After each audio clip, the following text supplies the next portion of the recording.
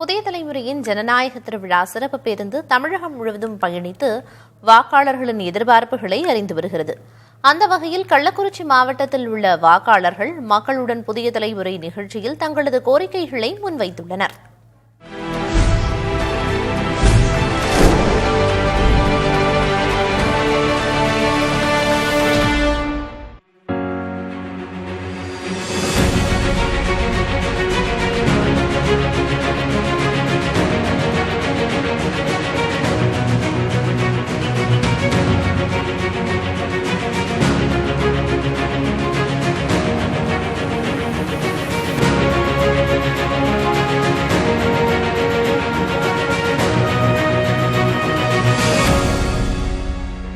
வணக்கம்.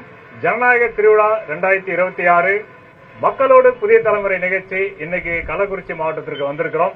ரிஷிவந்தியம், சங்கராபுரம், கள்ளக்குறிச்சி, உளுந்தூர்பேட்டை ஆகிய 4 சட்டமன்ற தொகுதிகள் இங்கு இருக்கின்றன. இந்த 4 சட்டமன்ற தொகுதியில் இருந்து மக்கள் வந்திருக்கிறாங்க.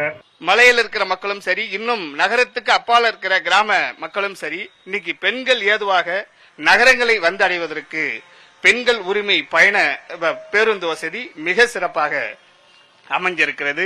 எல்லா குழுவுக்கும் கடன் தான். கடன் இல்லாத குடும்பம், அதாவது கள்ளக்குறிச்சி மாவட்டத்தில் ஒரு குடும்பம் கூட கிடையாது. நான் தான் கடன் இல்லாதவன் அப்படின்னு யாராவது சொல்லிட்டாங்கன்னா அதை நான் ஏத்துக்கிறேன். ஏன்னா அந்த அளவுக்கு கடன்ல தான் இன்னும் என் மக்கள் இருந்துட்டு இருக்காங்க.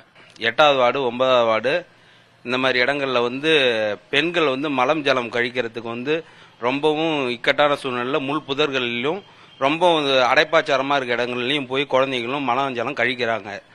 உயிர் சேதம் ஏற்படும் அப்படின்னு சொல்லி பல முறை இதுவரைக்கும் நம்ம சொல்லியிருக்கோம். ஆனா இதுவரைக்குமே எந்த நடவடிக்கையுமே கிடையாது. விவசாயத்திற்கு நீர் தான் முக்கியமான ஆதாரம். அந்த நீர்நிலைகளை சீரழித்து சின்னாபின்னம் செய்து விட்டார்கள். கேட்பவர்களை பொய் கேஸ் போடுகிறார்கள், அச்சுறுத்துகிறார்கள். இன்று அடிப்படை உரிமை, அடிப்படை கடமைகள் மறுக்கப்படுகின்றன. இந்த நேரடி நெல் கொள்முதல் நிலையத்துல லஞ்சம் வாங்கறத ஏன் தடுக்க முடியல? பாதுகாப்பு கிடையாது. காசு கொடுக்கலன்னா அடிக்கிறான், பில்லு தர மாட்டான், புடுங்கி வச்சுக்கிறான். என்ன பாதுகாப்பு இருக்குது? இது வரைக்கும் எல்லாம் என்ன சொன்னாங்க? மகளிருக்கு பாதுகாப்பு இல்லைன்னாங்க, பெண்களுக்கு பாதுகாப்பு இல்லைன்னாங்க. அது எனக்கு தெரியாது. நான் என்ன சொல்றேன், விவசாயிக்கு பாதுகாப்பு இல்லைன்னு நான் பதிவு பண்றேன். பல்வேறு கிராமங்கள்ல இன்னைக்கு இப்படி உப்பு நீர்னால கிட்னி ஃபெயிலியர் என்பது இருக்கு. இதனுடைய அடிப்படை டயாலிசிஸ் செய்வதற்கு கூட போதுமான கட்டமைப்பு மருத்துவ வசதி என்பது இந்த மாவட்டத்தில் கிடையாது. தாலுகா தலைமை மருத்துவமனையிலும் டயாலிசிஸுக்கான சிறப்பு அதிதீவிர நவீன வசதியோட ஒரு சுகாதார கட்டமைப்பை ஏற்படுத்தணும்.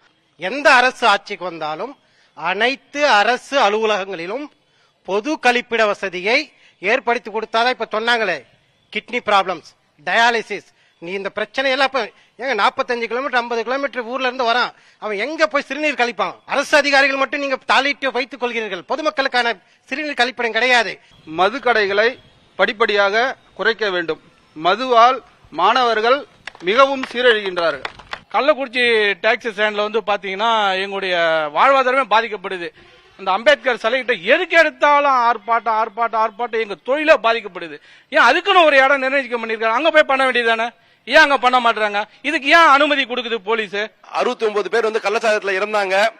அந்த இறந்த 69 பேருக்கு பாத்தீங்கன்னா அரசு பாத்தீங்கன்னா 10 லட்ச ரூபாய் பணம் கொடுத்தாங்க. ஆனா அந்த 10 லட்ச ரூபாய் வச்சு அவங்களால ஒன்றும் பண்ண முடியல. அந்த இறந்த 69 குடும்பத்துக்கும் இனி வரக்கூடிய அரசு வீட்டுக்கு ஒருவருக்கு அரசு வேலை வாங்க வேண்டும் என்று கேட்டுக்கொள்கிறேன். கரும்புக்கான விலையும் எம்.எஸ். சாமிநாதன் கமிட்டியை அறிவிச்ச மாதிரி நெல்லுக்கான ஆதார விலையும் நடைமுறைக்கு கொண்டுட்டு வந்தா விவசாயிகள் வாழ்வாதாரம் உயரும். கல்வராயன் மலைவாழ் மக்கள் நிறைய பேர் இருக்கோம். இந்த பகுதியில நாங்க சட்டம் படிக்கணும்னு ஆசைப்படுறோம். எங்க ஏரியாவில் ஒரு சட்ட கல்லூரி வேணும். இது எங்களுக்கு ரொம்ப நாள் கோரிக்கை. மோவந்தஞ்சூர் கிராமத்துல நூலகம் இருக்கு, அது சரியா செயல்பட மாட்டேங்குது. இல்ல நூலகம் கட்டிட மட்டும் தான் இருக்கு. அந்த கட்டிடத்துல உள்ள புக் எதுவுமே இல்ல.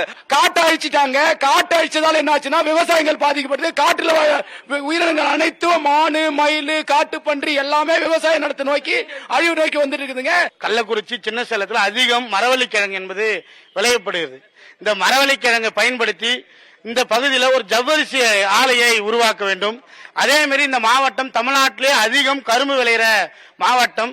இந்த மாவட்டத்தில் 3 சர்க்கரை ஆலைகள் இருக்கிறது. அந்த சர்க்கரை ஆலை கிடைக்கிற கரும்பு சக்கையை பயன்படுத்தி ஒரு காகித தொழிற்சாலையை உருவாக்க முடியும். ஜனநாயக திருவிழா 2026 மக்களோடு புதிய தலைமுறை கள்ளக்குறிச்சி மாவட்ட மக்களோட நம்ம நிறைய குறைகளையும் எதிர்பார்ப்புகளையும் கோரிக்கைகளையும் கேட்டோம். மற்றும் ஒரு மாவட்டத்தோடு மக்களோடு புதிய தலைமுறை சந்திக்கலாம். நன்றி, வணக்கம்.